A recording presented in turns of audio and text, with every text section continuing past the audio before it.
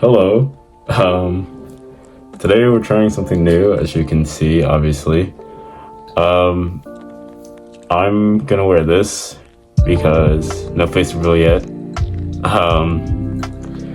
If I do one, not gonna be for a while. It'll be for a sub goal later down the line, any of that.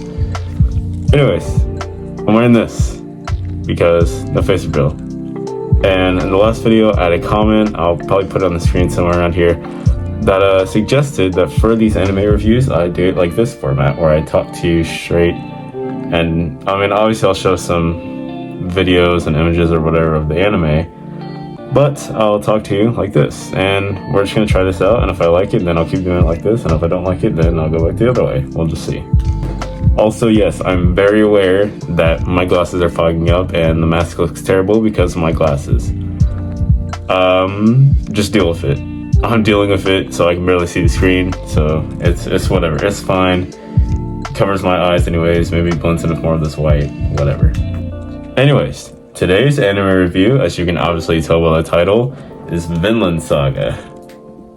I was gonna do my next one over My Hero Academia since that was the first anime I watched, but after watching Vinland Saga, I really wanted to do a review on it, and I also don't remember a lot of My Hero Academia. I'm probably gonna read it after I have the manga, and I have volumes 1 through 21. If you haven't seen that, that's my manga collection video, if you wanna go check that out. Vinland Saga was an absolutely amazing video experience for me. It's one of those animes that definitely made me think more, not because it was hard to understand or psychological or anything like that, but simply because it was very deep, and the topics it discussed were also very, very deep, and had you kind of thinking about life in general, I guess, or the topics they were discussing after finishing an episode. The story that is told in these first 2 seasons is one of the best I've seen in all of anime, of course, besides Attack on Titan. But aside from that, it's honestly probably the second best anime I've ever seen. I found myself wanting to do more, even though it was 5 a.m. on some nights, and I had to get some sleep, but I always found myself wanting to continue watching because I just could not put this anime down. And the first driving force of this passion for the show I had is the characters, and first and foremost, our main man, Thorfinn. Now, the manga is slightly different. In the manga, you start with Thorfinn already kind of grown up, and he's already kind of joined Askeladd's little party, I guess. But in the anime, you actually start with a younger form of Thorfinn earlier in his life. I mean, technically you start with Thor's and in a battle and how he lived and how he faked his death and all that. But you also start with Thorfinn. Thorfinn is the beginning of the story, and he's only young, unlike the manga. So we meet Thorfinn, and he's very innocent. He's dreaming of going out into the world and finding Vinland, which is a place he heard about in a tale from a sailor, and he dreams of being there one day. Like I said, at the start of season 1, we meet Thorfinn as a small boy. He's innocent and just full of life, and it's very saddening to see what he goes into throughout the rest of the show. After the death of Thorfinn's father, Thorfinn swears revenge, and he starts to train and eventually becomes a killing machine. And he joins Askeladd's group to eventually one day kill Askeladd. So his entire purpose is for that. His only motivation is the revenge and that drive to kill the man who killed his father. What's really interesting to see is during this entire just journey of war and being an absolutely just menace to society, Thorfinn experiences a lot of instances where he thinks about what he's doing. And there's one instance where he meets his family, they take him in, he's injured, and they really try and comfort him, and they welcome him with open arms, and they're very polite to him and kind, and they want to help him. And it's really sad to see Thorfinn having to watch them all die as the Vikings come in and burn the entire village. And he's really got to sit there and think about what he's doing, and it really shows you how much kind of hollow he becomes. He kind of starts losing his emotions.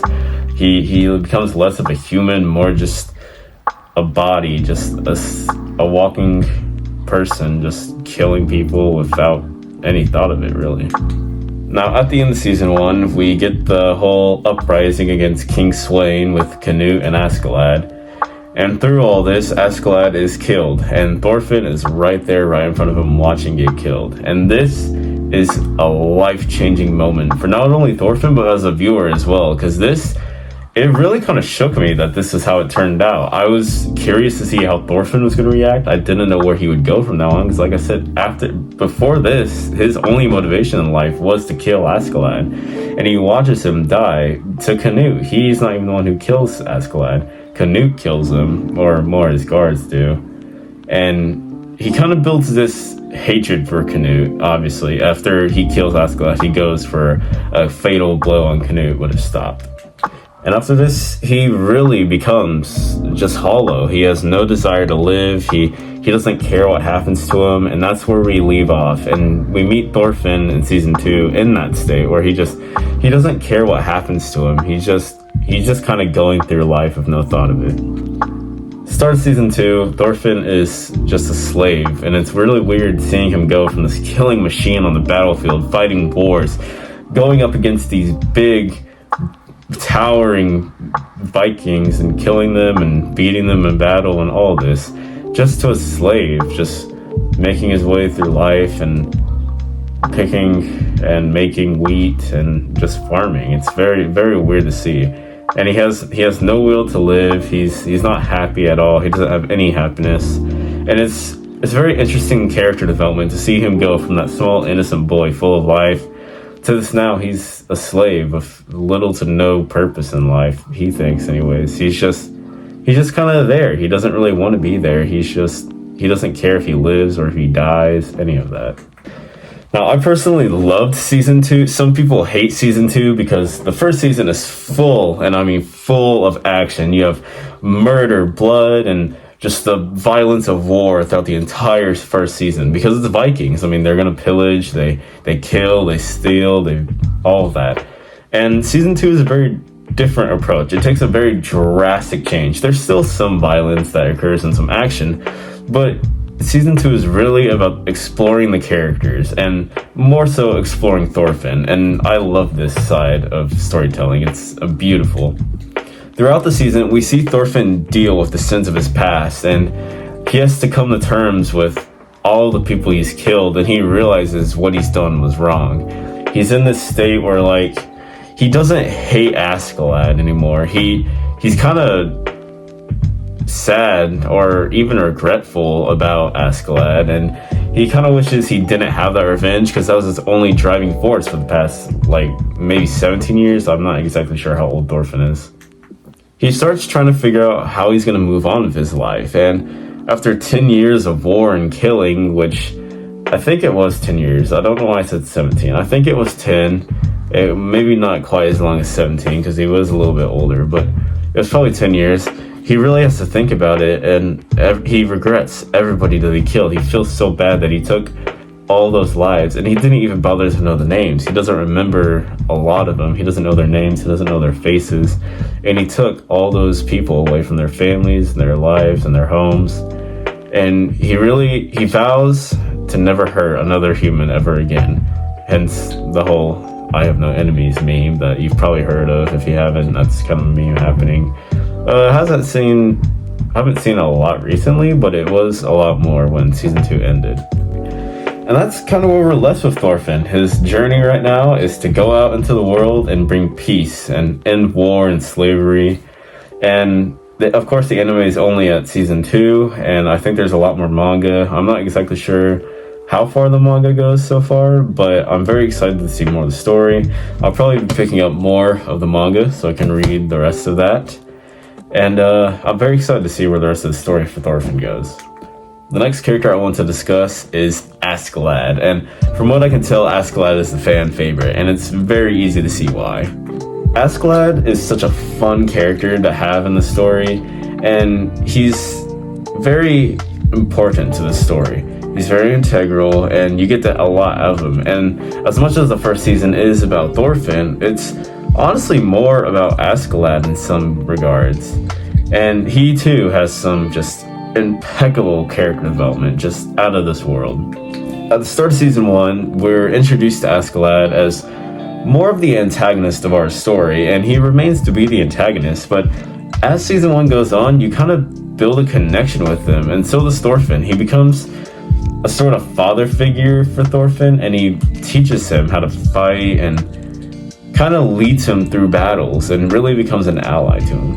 And that's another great thing I loved about season 2 was the dynamic that Thorfinn and Askeladd shared, because Thorfinn loses his hate for Askeladd, and it's very interesting to see how they interact after that whole exchange. And Askeladd, like I said, filled the role of the father figure after Thor's death, and he had a huge role in setting up the events in this season.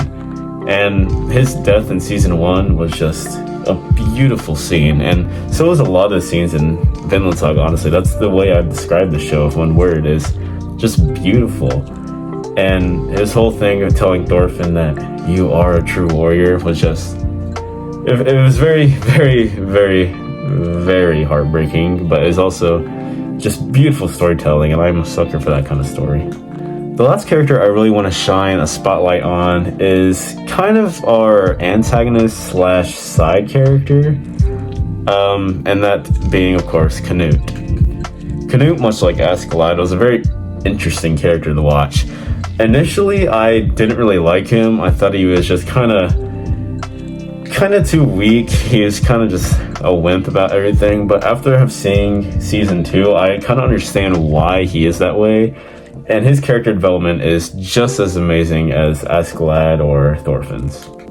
He's also kind of the perfect parallel to Thorfinn. He kind of goes down this different route that Thorfinn goes down, and excluding Thorfinn's childhood, Canute starts innocent, but goes into becoming this war-hardened and menacing king, whereas Thorfinn starts out, not his childhood of course, but he's this killing machine, and he doesn't have any remorse about doing it, and he becomes this person that doesn't want to hurt anybody anymore. He wants to bring peace and war and all that. And it's a very interesting parallel that they draw, especially at their meeting towards the end of season 2.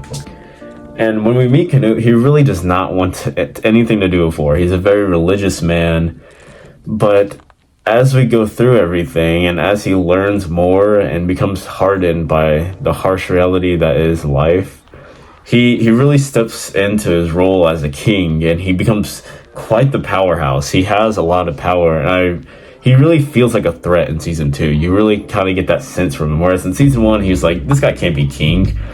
But in season 2, that completely changes. He definitely feels like a king, and he kills his own brother, and he's very, very intimidating for a villain. And I hope he continues to be the main villain of the story, because I'd love to see how this entire thing plays out. The cinematography in the show is some of the best out of all of the anime I've ever seen. And at the moment it hits right with the shots and everything. It hits right. I mean, the just beautiful sightseeing, and the landscape is absolutely incredible, and like the sun in some scenes is just, oh my gosh, I can't put into words how beautiful this show is, especially in my personal favorite scene, the I Have No Enemies scene. This scene is just gorgeously written, just visually and from a story standpoint, it is just beautiful. Thorfinn attempts to stop Canute from destroying Ketil's farm, and the two stand face to face, and this to me was super satisfying, as this whole season I was waiting and hoping for their reunion, because I really wanted to know how the two men have changed over these past 2-4 years maybe. It's a little bit weird on the time gap, but it was a very, very satisfying meeting for me. These two men met each other when they were at very different places in their lives, and through this time period, they've become very different people, and the two have changed their ideals drastically. And as the two talk, they have the sun setting in the background. It's just, I cannot put into words how beautifully written and visually this scene is. The story here is just perfect. The scene is perfect. Thorfinn finally learns from all the sins of his past, and after everything he's gone through, he remembers what his father told him all those years ago about you have no enemies. Nobody in this world deserves to get hurt. And this character development is some of the best out of any form of media I've ever seen, not just out of anime. This is true character development. And Thorfinn's is something that I think we could all kind of connect to. Just the thought of no one deserves to get hurt, and you have no enemies. Nobody is truly your enemy. And I really love that message, and that's one reason why this show spoke to me very personally. And that's another beautiful thing about Vinland Saga, is I think it has a message. The whole message being, you have no enemies and no one deserves to get hurt. And like I said, this is very, very just easy to draw a connection to the real world. This is something that we can apply to the real world, and that's part of the beauty of Vinland Saga. One sad thing about the show is that after I finished it, I found out that after season 1, a lot of people dropped the show, and that's insane to me. Season 2 adds so much to the story, and I get it. Season 1 is all action. It's violence, hardcore war, and bloodshed is just spilled everywhere, and sword fighting, and all this war, and Thorfinn goes through all of it. But season 2 is this calm and somewhat drawn away from violence. There's still some violent parts in it, but it's really about Thorfinn's journey and him maturing into the man he is at this end of the season. And this brings me to what I believe the true intention of Vinland Saga was, The first season is a bloodbath, and the second season is very much a mental challenge for Thorfinn, a mental journey for Thorfinn. From the violent and bloody war of the first season to the calm second season of finding oneself is something that was intended. Vinland Saga is not a story about war. And I believe this is something the mangaka has actually said in an interview before, if I'm not mistaken. It's not about war. It's about finding yourself, even at your lowest moment, that you can bring yourself back up and keep going, have that desire to live, even at your lowest point in life. And that's just a beautiful message to give. It's about accepting the mistakes we made in the past and the sins that we've committed, and accepting them as something that's made who we are today. It shaped who we are.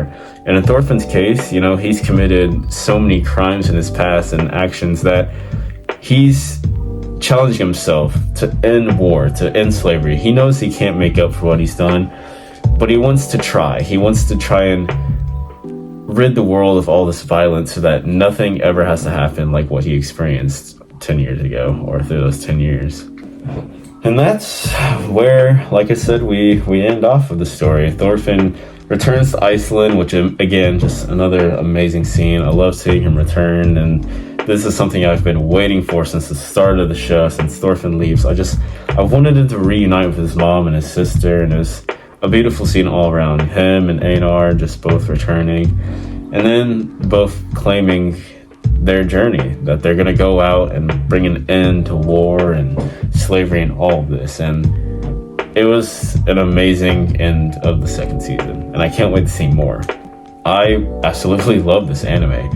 It came very, very close to Attack on Titan, but Attack on Titan's my goat. Over there, see my poster?